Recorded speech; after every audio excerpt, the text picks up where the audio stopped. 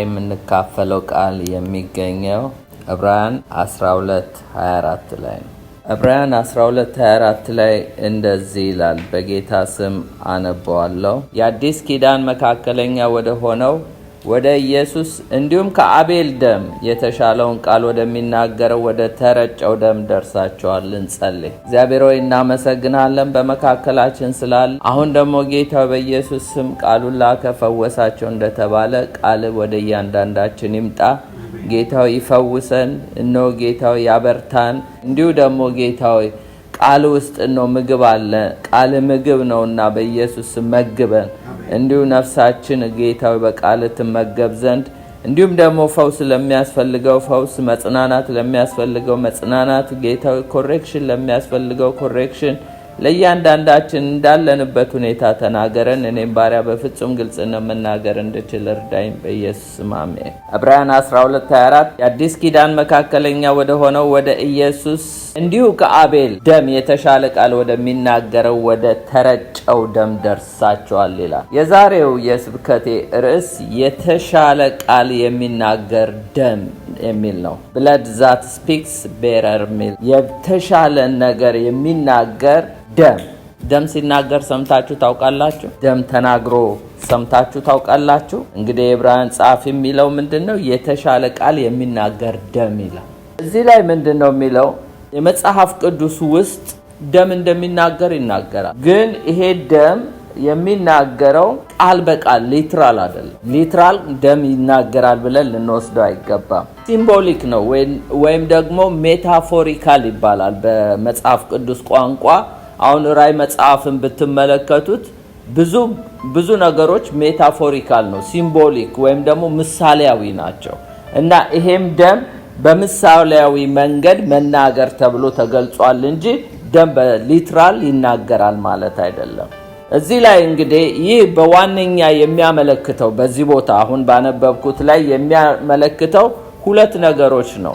አንደኛ ለበቀል መጮህ ወይም ደግሞ ለበቀል ተበቀልልኝ ብሎ የሚጮህ ድምጽ ነው።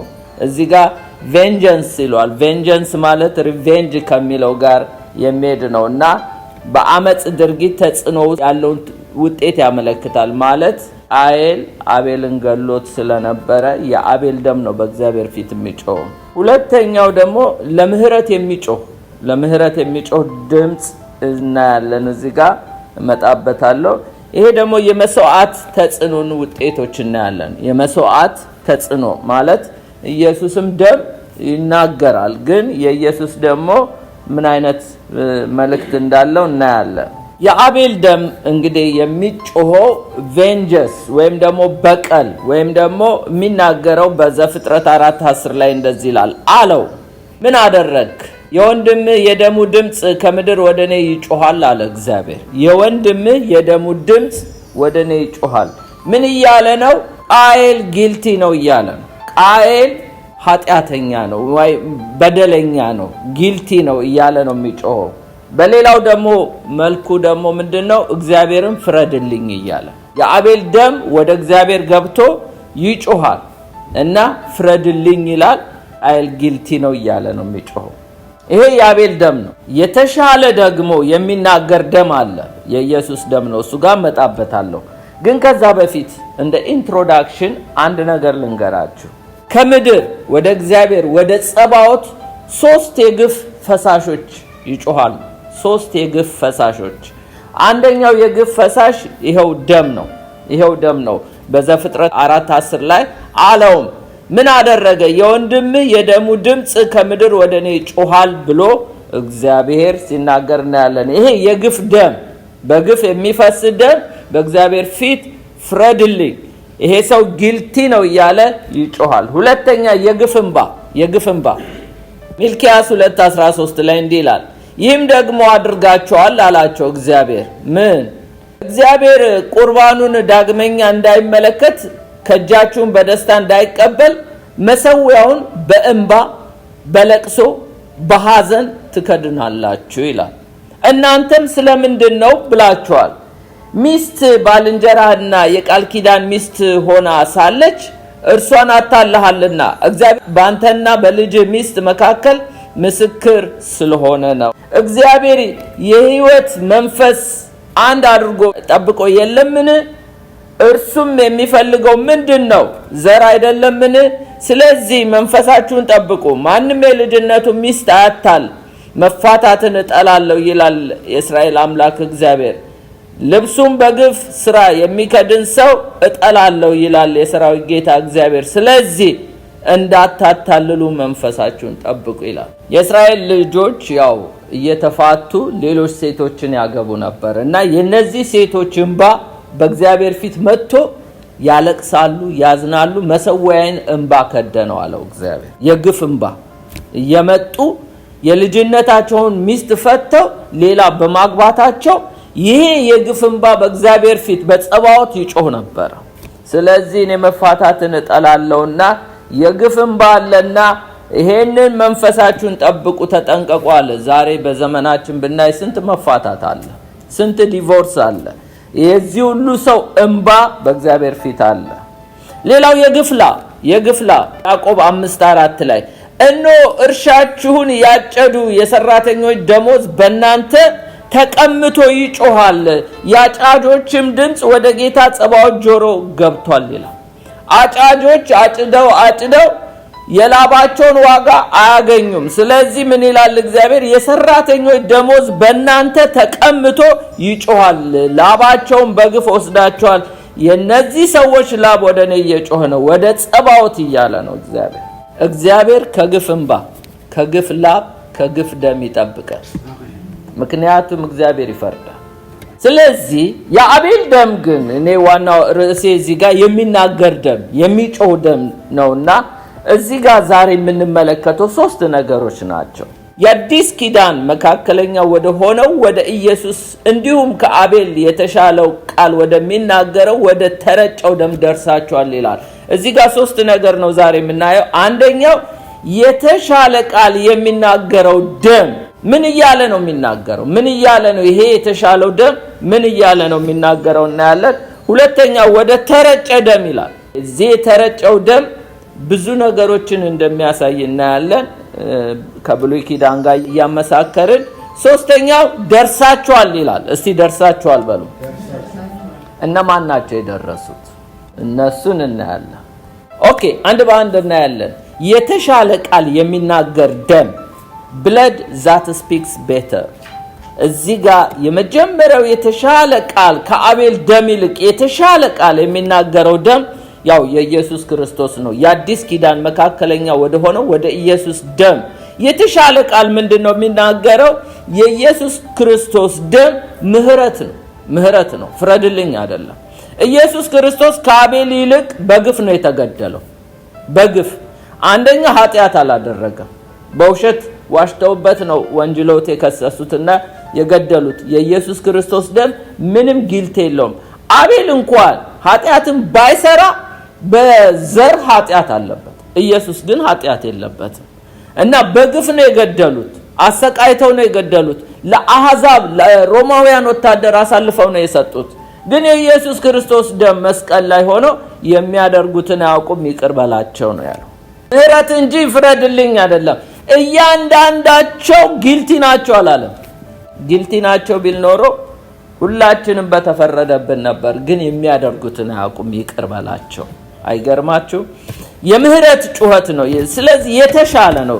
የኢየሱስ ክርስቶስ የተሻለ ነው። እግዚአብሔር ፊት ቀርቦ በጸባዖት የክርስቶስ ደም መቼም ያ ሁሉ ሰው ደሙ በእኛ ላይ ይሁን በልጆቻችን ይሁን እሱን ግደለው እያሉ ነው አይደለ? በግፍ ነው የተገደለው። ኢየሱስ ክርስቶስ ግን አንዳቸውም ላይ ፍረድባቸው ብሎ አላለም። የሚያደርጉትን አያውቁም ይቅር በላቸው። የተሻለ አያችሁ፣ የተሻለ ነገር ነው የሚናገረው።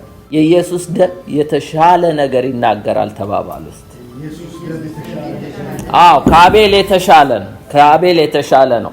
ስለዚህ በሉቃስ 23:34 ላይ ኢየሱስም አባቶ የሚያደርጉትን አያውቁምና ይቅር በላቸው አለ።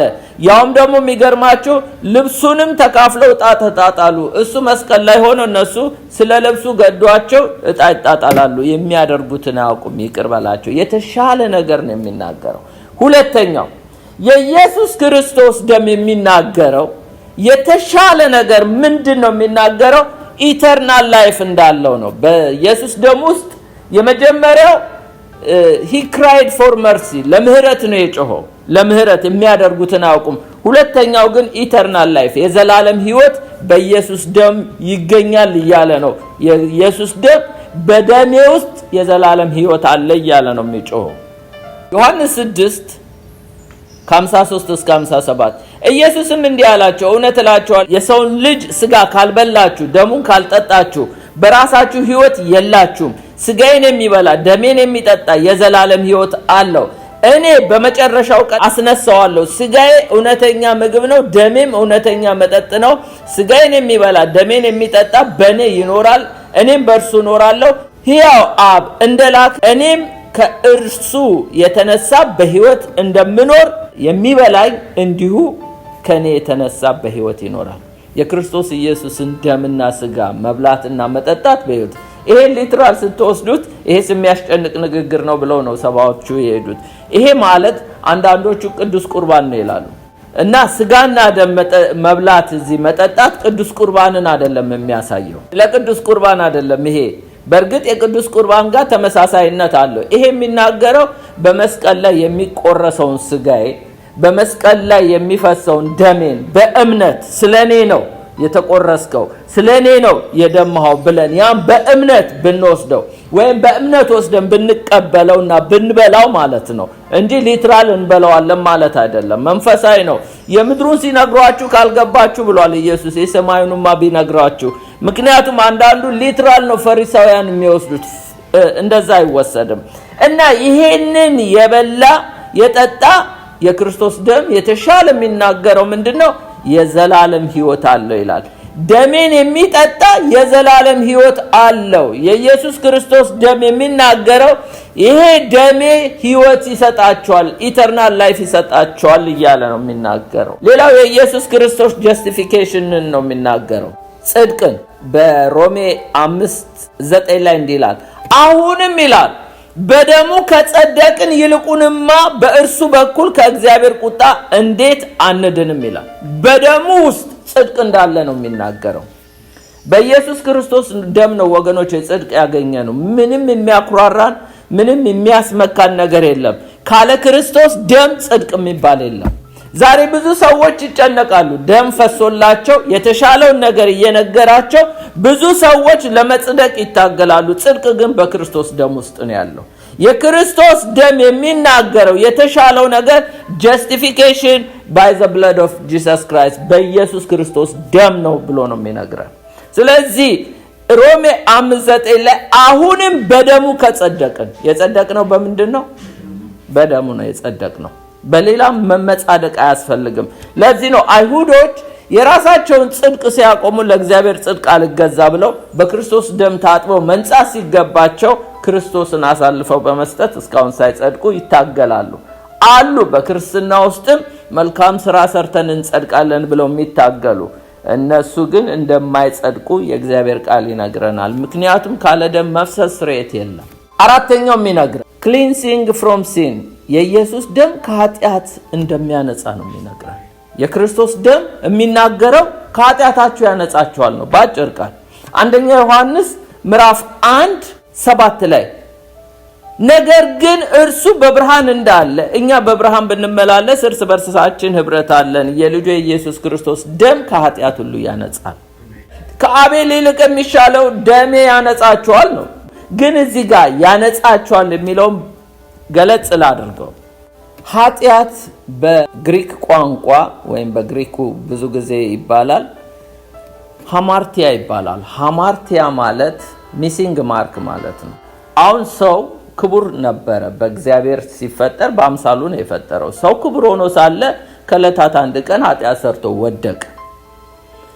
አሁን እኛ ብዙ ጊዜ ኃጢአት የምንለው መስረቅ፣ መዋሸት፣ ማመንዘር እነሱ ሁሉ ኃጢአቶች ናቸው። ግን ትልቁ ኃጢአት ግን ከእግዚአብሔር ክብር መጉደል። ሰው ከወደቀ በኋላ ምንም ቢሰራ እግዚአብሔር ያውቀዋል። ስለወደቀ ነው ያንን የሚሰራው። ባይወድቅ ኖሮ ሰው እዛ ውስጥ አይገባም። የሚያመነዝረው ስለወደቀ ነው። የሚሴስነው፣ የሚሰርቀው፣ የሚዋሸው ስለወደቀ ነው። በቃ ከእግዚአብሔር ክብር ጎሏል። ዋናው ሚስ ያደረገው ነገር ይሄ ሐማርቲያ ማለት ሚሲንግ ማርክ ነው። የእግዚአብሔር የሰጠውን ፖዚሽን ለቋል፣ ወጥቷል ሰው።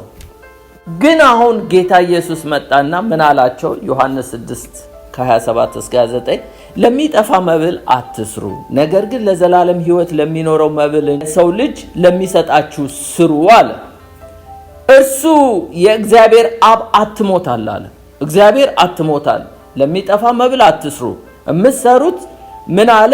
የሰው ልጅ ለሚሰጣችሁ ስሩ። ይሄ ስራ ምንድነው? እንግዲህ የእግዚአብሔር ስራ እንድንሰራ ምን እናድርግ አሉት። ኢየሱስም መልሶ ይህ የእግዚአብሔር ስራ እርሱ በላከው እንድታምኑ ነው አላቸው። በቃ ሌላ ስራ የላችሁ። እግዚአብሔር አብ በላከው እመኑ፣ እሱ ነው ስራቸው።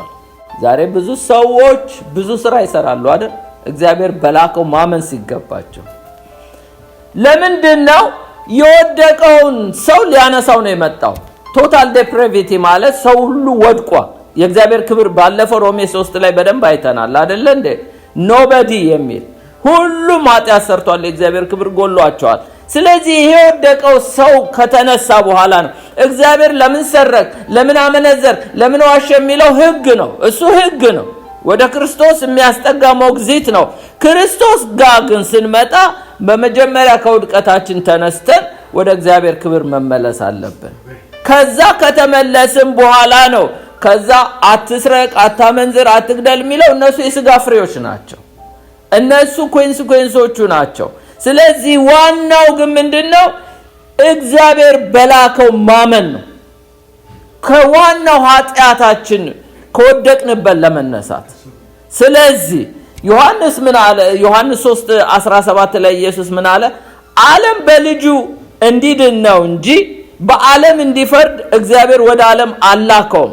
በእርሱ የሚያምን አይፈረድበትም፣ በማያምን ግን በአንዱ በእግዚአብሔር ልጅ ስላላመነ ተፈርዶበታል።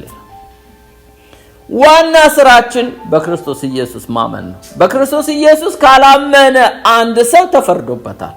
ኢየሱስ በዓለም ሊፈርድ አልመጣም። ሁሉ ኃጢአት ሰርቷል። ሁሉ ሌባ ነው፣ ሁሉ አመንዝራ ነው፣ ሁሉ ውሸታም ነው። አንዳችንም በእግዚአብሔር ፊት ብቁ አይደለም። ግን ኢየሱስ ይሄንን ያውቃል። ስለኛ ኃጢአት ሆኖልን ነው በመስቀል ላይ። ኃጢአት ሰርቶ ሳይሆን ኃጢአት ሆነልን ማለት የኛን ሁሉ ኃጢአት ተሸክሞ መስቀል ላይ ሞተ እንጂ ኃጢአት አያውቅም ኢየሱስ ክርስቶስ።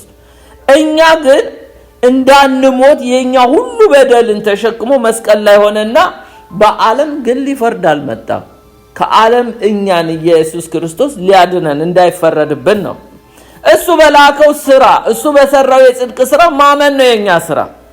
ያንን ግን አልቀበልም ካልን ትልቁ ኃጢአት እግዚአብሔር አብ በላከው በልጁ አለማመን። ማመንዘር አይደለም፣ መዋሸት አይደለም። ትልቁ ኃጢአት አብ በላከው በልጁ አለማመን ትልቅ ኃጢአት ነው። ምክንያቱም ከዚህ በላይ ምን ላድርግላችሁ የሚል ይመስላል እግዚአብሔር። ምን ላድርግላችሁ? መውደቃችሁን አውቃለሁ፣ እንድትነሱ ራሴ ስጋ ለብሼ መጣሁ። እኔን አለመቀበል ግን ምን ላድርጋችሁ ነው የሚለው እግዚአብሔር። ከዚህ በኋላ ግን ለሰው ልጅ አንዴ ሞት ነው፣ ከዛ ፍርድ ነው።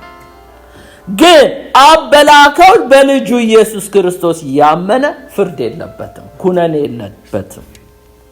ስለዚህ ነው እንግዲህ የኢየሱስ ክርስቶስ ደም ከኃጢአት ያነጻል። አሜን። ነጽተናል። እንዴት ታዲያ አሁን እንዋሻለን? እሱ ይሄኛው ኃጢአት፣ ዋናው ኃጢአት በክርስቶስ አለማመን ነው። በክርስቶስ ካመኑ ወዲያ ለምንሰራቸው ኃጢአት የለብንም ማለት አንችልም። ዕለት ዕለት ንስሐ በመግባት በክርስቶስ ኢየሱስ ደም መታጠባለን። ልብሳችን ልክ ሲያድፍ እንደምናጥበው ሁሉ አይምሮአችን፣ መንፈሳችን፣ ሁለንተናችን በቆሸሸ ቁጥር በእግዚአብሔር ቃል፣ በእግዚአብሔር መንፈስ፣ በኢየሱስ ደም እንታጠባለን እንጂ እኛ አሁን ኩነኔ የለብንም። ለምን? በክርስቶስ ኢየሱስ ላመኑ ኖ ሞር ኮንደምኔሽን። ስለዚህ ኩነኔ የለብንም። ሌላው የኢየሱስ ክርስቶስ ደም የተሻለ ነገር የሚናገረው ሪደምሽን ነው። ኤፌሶን 1:7 ላይ በውድ ልጁ እንደ ጸጋው ባለጠግነት መጠን በደሙ የተደረገ ቤዛነታችንን አገኘን። በደሙ የተደረገ ቤዛነት ያገኘኑ ወይም ራንሰም የተባለውን እኛ ኢየሱስ ክርስቶስ ደሙን አፍሶ ነው የዋጀን፣ ነፍሱን ሰጥቶ ነው የዋጀን። ባለፈው ሳምንት አይተናል። ስለዚህ በደሙ የተደረገ ቤዛነት አገኘን። ስለዚህ የኢየሱስ ደም ምንድነው የሚናገረው? በክርስቶስ ደም ትዋጃላችሁ ወይም የክርስቶስ ደም ይዋጃል ብሎ ነው የሚናገረው። በብርና በወርቅ አይደለም። ድሮ ባሪያ በብርና በወርቅ ነው የሚዋጀው። ፕሮፐርቲ በብርና በወርቅ ነው። ከብቶች በብርና በወርቅ ነው። አሁን ግን እግዚአብሔር ሰዎችን የሚዋጀው በክርስቶስ ደም ነው። ሌላው ሪኮንሲሌሽን እርቅ ከእግዚአብሔር ጋር ያለው በክርስቶስ ደም ነው። ቆላስይስ 1:20 ላይ በመስቀሉ ላይ በፈሰሰው ደሙ እስቲ በሉት፣ በመስቀሉ ላይ በፈሰሰው ደሙ ሰላምን በማድረግ በምድርም ሆነ በሰማይ ነገር ሁሉ በእርሱ በኩል ከራሱ ጋር አስታረቀን ይላል። ታውቃላችሁ እግዚአብሔር ራሱ ከራሱ ጋር ያስታረቀን ጠበኞች ነበርን፣ ጠላቶች ነበርን፣ ከሰይጣን ጋር ወግነን ነበረ። እግዚአብሔር ያዘዛቸውን ትተው ሔዋንና አዳም የሰይጣንን ሐሳብ አገልግለው ያው ወድቀዋል። ከዛ በኋላ ሰይጣን እንደፈለገ የዚህ ዓለም ገዢን ፈቃድ ታደርጉ ነበር ይላል አይደለ? ስለዚህ የዲያብሎስን ፈቃድን ምናደርግ እግዚአብሔር ምናሳዝን ሰዎች ነበርን። አሁን ግን በመስቀሉ ደም ሪኮንሲሌሽን ሆኗል። ከእግዚአብሔር ከራሱ ጋር አስታርቆናል። የክርስቶስ ደም ያስታርቃል ከእግዚአብሔር ጋር እያለ ነው የሚነግረን። አሜን ይናገራል። አቤልስ ደም ምንድነው የሚለው? ፍረድልኝ፣ ቃየል ጊልቲ ነው እያለ ነው የሚናገረው። የክርስቶስ ደም ግን እርቅን ነው የሚሰብከን። ሌላው ፎርጊቭነስ ኦፍ ሲን የኃጢአት ይቅርታ ያስገኛል እያለ ነው የሚናገር። ኤፌሶን 1:7 ላይ በእርሱ እንደ እግዚአብሔር ጸጋ ባለጠግነት መጠን በደሙ በተደረገ ቤዛነት የኃጢአት ይቅርታ አገኘን ይላል። የኃጢአት ይቅርታ ያገኘነው እግዚአብሔር ይቅር ያለን የክርስቶስን ደም አይቶ ነው። የከብት ደም አይደለም አሁን የሚያነጻን፣ ወይም የከብት እንኳን ደም በብሉይ ኪዳን የውጭ ነገር ነው እንጂ የሚያነጻው ከሞተ ስራ ህሊናን አያነጻም። አሁን ግን የክርስቶስ ኢየሱስ ደም የኃጢአት ይቅርታ ያስገኛል ብሎ ይነግረናል፣ ይናገራል። አሁንም የሚናገረው እኛም እኮ ምን ሰብከው እሱን ነው እኮ እኛም ያን ተሰብከን ነው እኮ ይቅርታ ያገኘነው። የክርስቶስ ደም የተሻለውን ይናገራል። ሌላው አክሰስ ቱ ጋድ ወደ እግዚአብሔር መቅረብ ትችላላችሁ ብሎ የክርስቶስ ደም ይናገራል።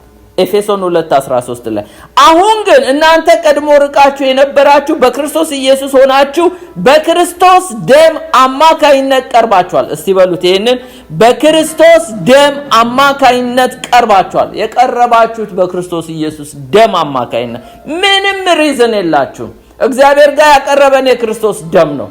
ከአቤል ደም ይልቅ የተሻለውን የሚናገረው ወደ እግዚአብሔር መቅረብ ትፈልጋላችሁ፣ በክርስቶስ ደም ነው የምትቀርቡት እያለ ነው የሚናገረው።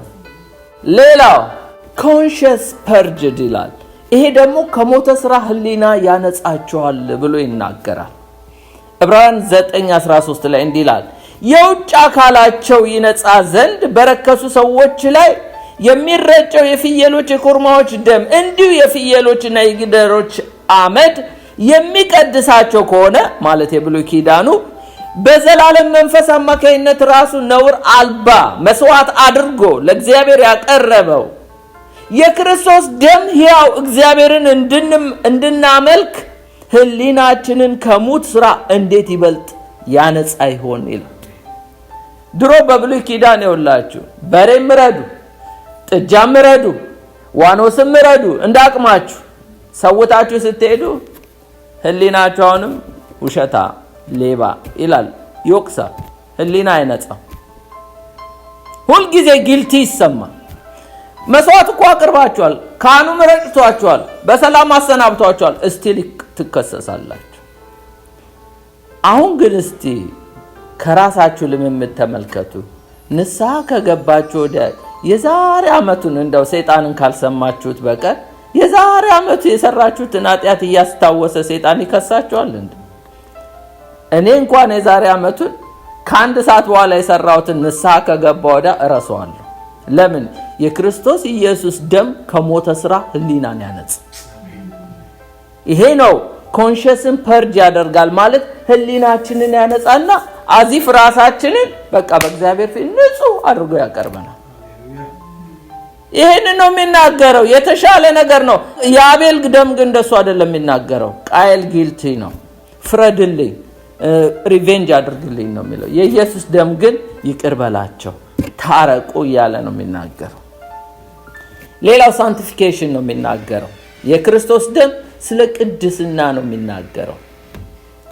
የክርስቶስ ደም የሚናገረው ይቀድሳችኋል እያለ ነው የሚናገረው። ዕብራውያን 13:12 ላይ እንዲሁም ኢየሱስ በራሱ ደም አማካኝነት ሕዝቡን ሊቀድስ ከከተማ በር ውጪ መከራን ተቀበለ ይላል።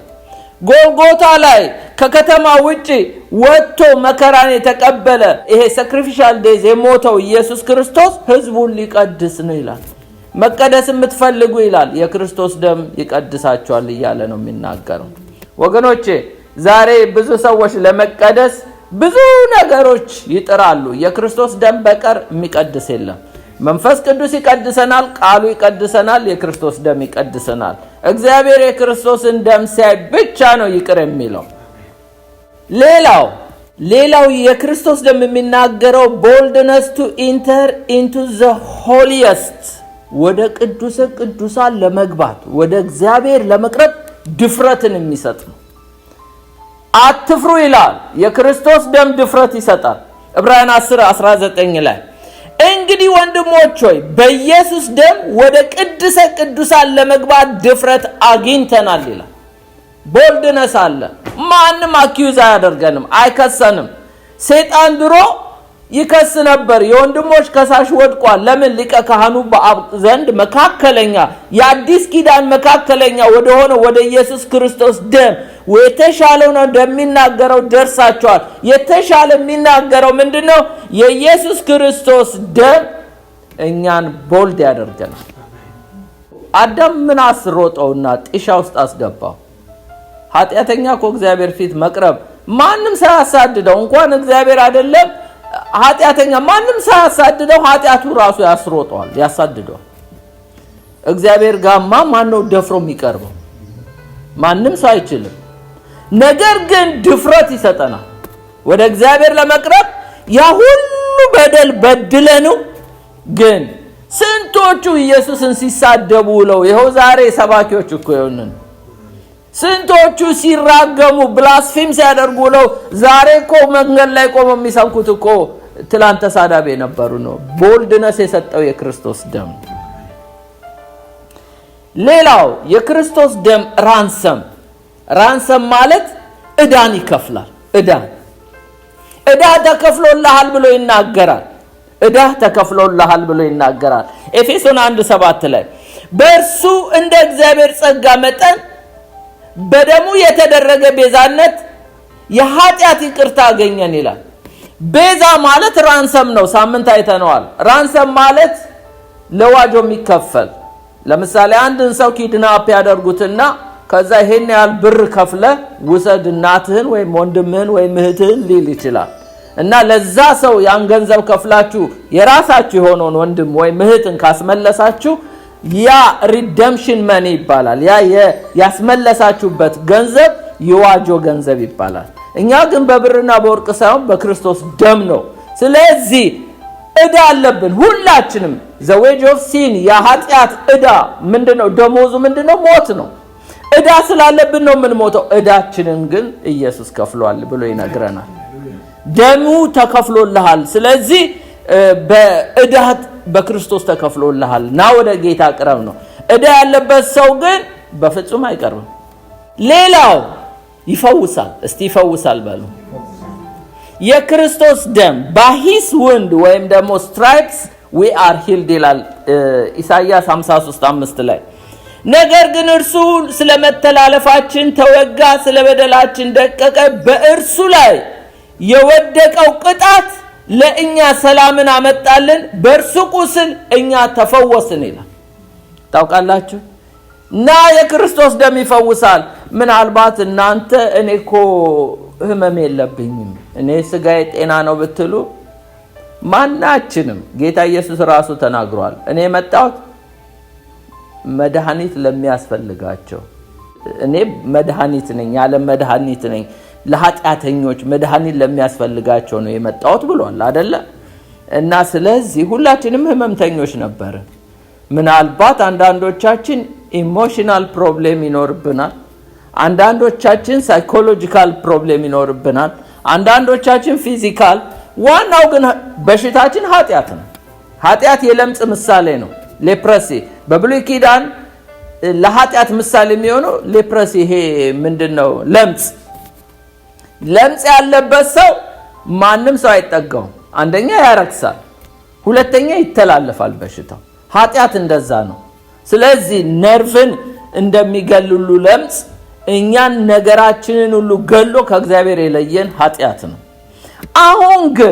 አሁን ግን በእርሱ ቁስል ተፈወሳችሁ ሲል የግድ የሥጋ ደዌ ብቻ አይደለም የጌታ ኢየሱስ የፈወሰን፣ ከብዙ ነገር ፈውሶናል። በውስጣዊ በሉ በውጫዊ በሉ። ስለዚህ ተፈውሰን ነው ዛሬ በእግዚአብሔር ቤት ያለን። ጣሊያኖች ምን ይላሉ መሰላችሁ? አሁን ጋምብሊንግ ቁማር የሚጫወቱ ቁማር በሽታ ነው ይላሉ።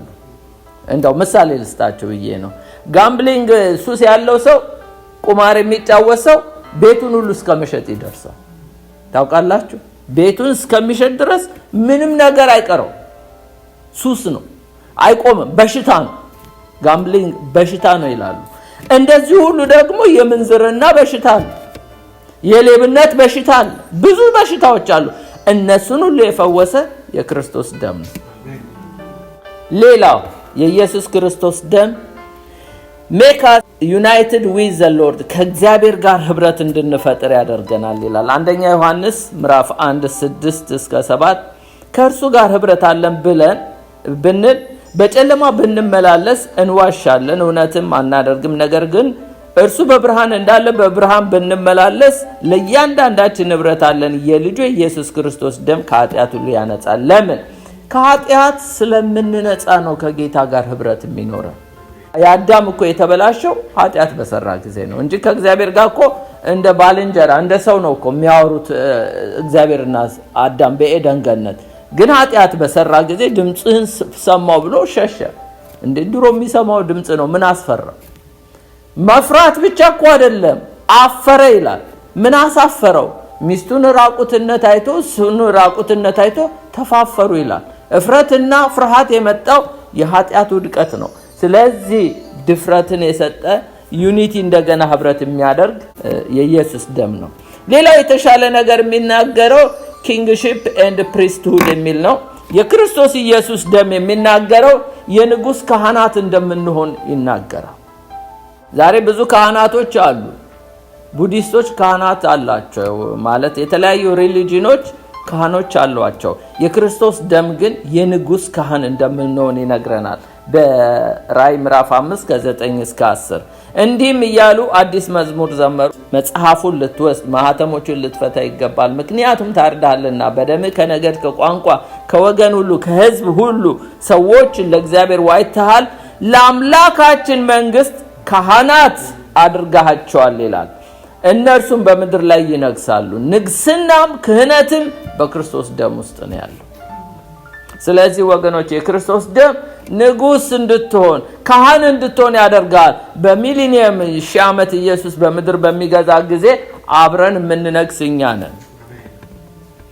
ሌላው ኮቨናንት ሪሌሽንሺፕ፣ የኢየሱስ ክርስቶስ ደም የአዲስ ኪዳን መካከለኛው ወደ ሆነው ወደ ኢየሱስ ደም የተሻለውን የሚናገረው ጋር ቀርባቸዋል። በኢየሱስ ደም የዘላለም ኪዳን እንዳለ ነው የሚናገረው። ዕብራውያን 13:20 ላይ በዘላለም ኪዳን ደም የበጎች ታላቅ እረኛ የሆነውን ጌታችን ኢየሱስን ከሞት ያስነሳው የሰላም አምላክ ይላል። በዘላለም ኪዳን ደም ወገኖቼ ከኛ ጋራ ኢየሱስ ክርስቶስ የዘላለም ኪዳን ያደረገው። በክርስቶስ ደም እኛ ያለን የዘላለም ኪዳን፣ ጊዜያዊ አይደለም። የብሉይ ኪዳን ተሽሯል አይደል እንዴ? የአዲስ ኪዳኑ ግን አይሻርም፣ የዘላለም ኪዳን ነው። ምክንያቱም የእንስሳ ደም አይደለም፣ የክርስቶስ ደም ነው። ሌላው ፒስ ሰላም ያውጃል። የክርስቶስ ደም ሰላም አለ በክርስቶስ ደም ብሎ ይነግረናል። ቆላስይስ 1 ምዕራፍ 1 ቁጥር 20 ላይ በመስቀሉ ላይ በፈሰሰው ደሙ ሰላምን፣ በመስቀሉ ላይ በፈሰሰው ደሙ ይላል በመስቀሉ ላይ በፈሰሰው ደሙ ሰላምን በማድረግ በምድርም ሆነ በሰማይ ያለውን ነገር ሁሉ በእርሱ በኩል ከራሱ ጋር አስታረቀ። ሰላም የተገኘው በክርስቶስ ደም ነው። እኔ የምሰጣችሁ ሰላም ዓለም እንደሚሰጣችሁ አይደለም ብሏል። ዛሬ ብዙ ሰዎች የሰላም ያለ ይላሉ። ሰላም ግን የሚገኘው በክርስቶስ ደም ውስጥ ነው። ምክንያቱም ከእግዚአብሔር ጋር የተጣላ ሰው ከማንም ጋር ጠበኛ ነው። ሰው ከእግዚአብሔር ጋር ተጣልቶ ሰላም ይኖረኛል ብሎ ማሰብ የለበትም። ብዙ ሰዎች ከእግዚአብሔር ጋር ጠላት ናቸው፣ ግን በትዳራቸው ሰላም ይፈልጋሉ። በኑሯቸው ሰላም አይቻልም። በመጀመሪያ ከእግዚአብሔር ጋር ነው እርቅ ማድረግ ያለብን። ከዛ በኋላ እርስ በርሳችን ጋር መኖር እንችላለን። የመጨረሻው የሚናገረው የበጉ ደም ኦቨርካም ሴጣን፣ ጠላትን እንደምናሸንፍበት እንደምንረግጠው ድል እንደምናደርገው ነው የሚነግረን። ራእይ ምዕራፍ 12:11 ላይ እነርሱም በበጉ ደም በምስክርነታቸው ቃል ድል ነሱ፣ እስከ ሞት ድረስ እንኳን ለነፍሳቸው አልሳሱም ይላል። ሰይጣን የሚሸነፈው ወገኖች በክርስቶስ ደም ነው። እንዴት ኃጢአት ሰርተን በጠላት ፊት ቆመን እንላለን? ትዝ ይላችኋል በብሉይ ኪዳን አይደለ እንዴ? አካን ነው አይደለ? በደል እንትኑን በምርኮ በነያሱ ሲዋጉ አካን ደብቆ ሽንፈት ያመጣባቸው ለምንድን ነው የተሸነፉት? እርም በቤታቸው ነበረ። ኃጢአት ተሰርቶ ድል ማድረግ የለም። የክርስቶስ ደም ግን ይቅር ካለ ጠላትም አይከሰንም። ስለዚህ በእግዚአብሔር ፊት እንደምንቆምሉ በጠላቶቻችን ፊት መቆም እንችላለን። ከሳሻችንን ዲያብሎስ እባብና ጊንጡን እንረግጥ ዘንድ በጠላት ሁሉ ላይ እግዚአብሔር ስልጣን ሰጥቶናል። እሺ ወደ ሁለተኛው ፖይንት ሄዳለሁ። እንግዲህ የመጀመሪያው ፖይንት ይናገራል ነው። ሁለተኛው የተሻለ ቃል የሚናገር ደም blood that speak better የሚለው ነው። ወደ ተረጨው ደም እስቲ በሉ። አያችሁ የተረጨው ደም በብሉይ ኪዳን ጊዜ የደም መረጨት ምን ስራ እንደሚሰራ ባጭሩ ላሳያችሁ። ዕብራውያን 9:18 እስከ 28 እንደዚህ ይላል። ስለዚህ ፊተኛው ኪዳን ይላል የብሉይ ኪዳን እንኳን ያለ ደም አልተመረቀም ይላል። የብሉይ ኪዳኑ ኪዳን ራሱ ካለ ደም አልተመረቀም ይላል። ሙሴ ትእዛዛትን ሁሉ እንደ ሕጉ ለሕዝቡ ሁሉ ከተናገረ በኋላ የጥጆችን የፍየሎችን ደም ከውሃ ከቀይ የበግ ጠጉር ከሂሶጵ ጋር ይዞ ይላል እግዚአብሔር ያዘዛችሁ የኪዳን ደም ይህ ነው ብሎ በመጽሐፉ በሕዝቡ ላይ ረጨው ይላል። መጽሐፉ በደም ይረጭ ነበር፣ ሕዝቡ በደም ይረጭ ነበር። እንዲሁ በድንኳኒቱና በማገልገያው ዕቃ ሁሉ ደም ረጨ ይላል። ድንኳኑን ደም ይረጭ ነበር። እንደገና የማገልገያው ዕቃ በሙሉ ደም ይረጭ ነበር። እንደ ሕጉ ከጥቂቶች በቀር ይላል ነገር ሁሉ በደም ይነጻል፣ ደም ሳይፈስ ስርየት የለም ይላል። የብሉይ ኪዳን ነገር ዕቃ ሁሉ ታቦቱ ስርየት መክደኛ የተባለው ታቦቱም ይረጭ ነበር፣ መጋረጃው ይረጭ ነበር፣ መሰዊያው ዙሪያው በደም ይረጭ ነበር። የማይረጭ ነገር የለም ከጥቂት ነገር በቀር። ለምን? ደም ሳይፈስ ስርየት ስለሌለ። እንደ ሕጉ ከጥቂቶች በቀር ነገር ሁሉ በደም ይነጻል፣ ደም ሳይፈስ ስርየት የለም ይላል። እንግዲህ በሰማይ ያሉት የሚመስለው ነገር በዚህ ሊነጻ እንጂ በሰማይ ያሉት ራሳቸው ከእርሱ ይልቅ በሚበልጠው መስዋዕት ሊነጹ የግድ ነበር ይላል። ወደ አዲስ ኪዳኑ ሲመጣ ቁጥር 24 ላይ ክርስቶስ በእጅ ወደ ተሰራች የእውነተኛይቱ ምሳሌ ወደምትሆን ቅድስት አልገባም። እቺ መገናኛዋ ድንኳን የእውነተኛይቱ ድንኳን ምሳሌ ነች። ኢየሱስ እዛ ውስጥ አልገባም ነው የሚለው። ይሄ ሰው ሰራሹ መቅደስ ሰው ሰራሹ ተብርናክል ውስጥ ጌታ ኢየሱስ አልገባም፣ እዛ ውስጥ አልገባም ይላል። ታዲያ ኢየሱስ የት ነው የገባው? ነገር ግን በእግዚአብሔር ፊት ስለ እኛ አሁን ይታይ ዘንድ ወደ እርሷ ወደ ሰማይ ገባ ይላል። አይገርማችሁም? ኢየሱስ ክርስቶስ እውነተኛ የአዲስ ኪዳን ድንኳን ወደ ሰማይ ነው የገባው። ለምንድን ነው እግዚአብሔር ሙሴን ተራራ ላይ የተናገረው? እኔ ከነገርኩ ትእዛዝ በቀር ልክ በተራራ ላይ በተሰጠ መመሪያ መሰረት መገናኛውን ድንኳን ስራ ነው ያለው። እግዚአብሔር በተራራ ላይ ወስዶ በሲና ተራራ ላይ ያን መገናኛ ድንኳን እንዲሰራ የሰጠው ለምንድን ነው ብንል በሰማይ በላይኛይቷ ድንኳን ምሳሌ ነው። እግዚአብሔር እዚህ ኦሪጂናሉን እዛ ስለሆነ እዚህ ምሳሌውን ነው። ሙሴ ያንን ተከትሎ ነው የሰራው። ኢየሱስ ግን ኦሪጂናሉ ጋር ነው የገባው። ሊቀ ካህናት በየዓመቱ የሌላውን ደም ይዞ ወደ ቅድስት እንደሚገባ ራሱን ብዙ ጊዜ ሊያቀርብ አልተገባውም። ሊቀ ካህን በየዓመቱ ደም ይዞ ነው የሚገባው። ኢየሱስ ግን ሁሉ ጊዜ ራሱን እንደዛ ሊያቀርብ አልተገባውም። እንግዲያስ እንዲያ ቢሆን ይላል ዓለም ከተፈጠረ ጀምሮ ብዙ ጊዜ መከራ ሊቀበል ባስፈለገው ነበር ይላል። እንደዛማ እንደ ሊቀ ካህኑ በየዓመቱ ቢገባ ኖሮ የኢየሱስ ክርስቶስ ሊቀ ካህን ዓለም ከተፈጠረ ጀምሮ በመስቀል ላይ የመጣ መከራ መቀበል ነበረበት። ግን እንደዛ አይደለም። አሁን ግን በዓለም ፍጻሜ ይላል።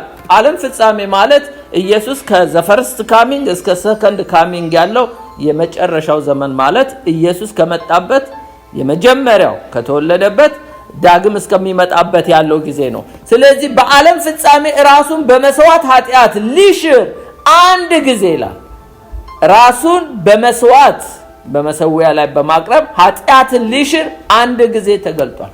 ኢየሱስ ክርስቶስ አንድ ጊዜ ነው የተገለጠው እና ምን ይላል? ለሰዎች አንድ ጊዜ ሞት ከእርሱም በኋላ ፍርድ እንደተመደበባቸው እንዲሁ ክርስቶስ ደግሞ የብዙዎችን ኃጢአት ሊሸከም አንድ ጊዜ ከተሰዋ በኋላ ያድናቸው ዘንድ ለሚጠባበቁት ሁለተኛ ጊዜ ያለ ኃጢአት ይታያቸዋል ይላል። ጌታ መጀመሪያ ሲመጣ እኛ በኃጢአት ሆነን ነው የታየ። ለሰው ልጆች በኃጢአት ሆነው ነው የታዩ። በኋላ ላይ ግን ሲመጣ ሰዎችን ጌታ ኢየሱስ የዋጃቸውን ቀድሷቸው ካለ ኃጢአት እንደሚታያቸው ነው። ሌላው ደም መረጨት ዘጸአት 29:21 ላይ እንዲላል በመሰዊያው ላይ ካለው ደም ከቅባቱ ዘይት ወስደ በአሮን በልብሱ ላይ ከእርሱም ጋር ባሉት በልብሶቻቸው ላይ ትረጨዋለህ አለው። አሮንና ልብሶቹ ሁሉ ተረጭተዋል። የልጆቹ ልብስ ሁሉ ተረጭተዋል። በብሉይ ኪዳን ጊዜ ይሄንን እንደዚህ ደም ይረጭ ነበር። በአዲስ ኪዳንስ ብንል ኢየሱስ ክርስቶስ አሁን ዕቃ ላይ አይደለም የሚረጨው፣ ድንኳን ላይ አይደለም። ድንኳኑ እኛው ነን የምንረጨው። ደርሳችኋል የሚለው ፖይንት ጋር እንግዲህ ስንመጣ በአዲስ ኪዳን ደም በመረጨት የደረሱት እነማን ናቸው ብንል አማኞች ናቸው። ጀስቲፋይ የሆኑት የጸደቁት የነጹት የተዋጁት እነሱ ናቸው። ልጠቅልላችሁ ደርሳችኋል ይላል። ያልደረሱ ሰዎች ስላሉ ነው ወገኖቼ። ክርስቶስ ደሙን አፍስሷል፣ ደም ተረጭቷል። ነገር ግን እዚህ ደም ጋር ያልደረሰ ስቲል በኃጢአት ነው ያለው፣ አልጸደቀም ማለት ነው። ምህረትን አላገኘም ማለት ነው። ጌታ ግን ምህረት እኮ አድርጓል። ግን ወደ ጌታ ካልቀረብን ወደዚህ ደም ካልደረስን የደረሱ ሰዎች ደርሳቸዋል የተባሉት ሰዎች ግን ምህረትን አግኝተናል። እንደገና ደግሞ ወደዚህ ደም የደረሱ ሰዎች የዘላለም ሕይወት አግኝተዋል። እኛ የዘላለም ሕይወት አግኝተናል። ወደዚህ ደም የደረሱ ሰዎች የኃጢአት ነጽተዋል። ቅድም እንዳልኳችሁ ከዋናው ኃጢአት እኛ ነጽተናል። ኩነኔ የለብንም። እኛ ሚሲንግ ማርክ ላይ አይደለም። በቃ ጌታ ኢየሱስ ክርስቶስን ተቀብለናል። አሁን እኛ ከስጋ ስራ ነው ለመዳን የምንጋደለው ከኃጢአት ጋር እንጂ በተረፈ ኢየሱስን ትልቁን አለመቀበል ነው ትልቁ ኃጢአት። ያንን ያልተቀበለ ሰው ስቲል ኮንደምኔሽን አለበት፣ ፍርድ አለበት። እኛ ግን ኩነኔ የለብንም። ለምን? ወደዚህ ደም መረጨት ጋር ደርሰናል። ዛሬ ጌታ ቃል ሊረጭ አይደለም የመጣው፣ እኛን ሊረጭ ነው።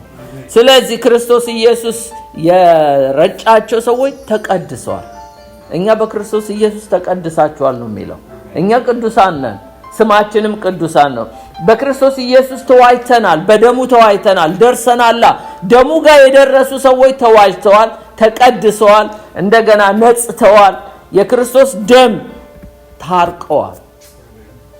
እስቲ ይሰማኛል መታረቅ የምትሉ ደሙ ጋር እንደደረሳችሁ፣ መረጨቱ ደም ጋር ስለደረሳችሁ ነው።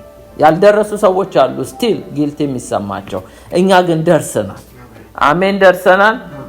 ሌላው የአዲስ ኪዳን ደም እንግዲህ ይቅርታን አግኝተናል። ጌታ ይቅር ብሎናል። እግዚአብሔር ይቅር ካለ ማንም ይኮነን? ማንም ሊኮነነን አይችልም። ስለዚህ ማጠቃለያው እንግዲህ ይሄው ነው። በክርስቶስ ኢየሱስ ደም የተረጨን አሁን በእርሱ ስራ ሁላችን በአንድ መንፈስ ወደ አብ መግባት አለን ይላል ኤፌሶን ምዕራፍ 2:18 ላይ። እኛውን አክሰስ አለን፣ ቦልድነስ አለን፣ ወደ እግዚአብሔር መቅረብ ድፍረት አለን። ምክንያቱም ደርሳችኋል ይላል። የክርስቶስ ደም መረጨት ጋር የደረሰ ወደ እግዚአብሔር ሌላው ከክፉ ሕሊና ለመንጻት ልባችሁን ተረድታችሁ ሰውነታችሁን በጥሩ ውሃ ታጥበን በተረዳንበት እምነት በቅን ልብ እንቅረብ ይላል። ወደ እግዚአብሔር መቅረብም አክሰስ አለ። ምክንያቱስ ደሙ ስለተረጨን። ሰዓታችን ስላለቀ እዚህ ጋር ቆማለሁ። ጌታ ይባርካችሁ።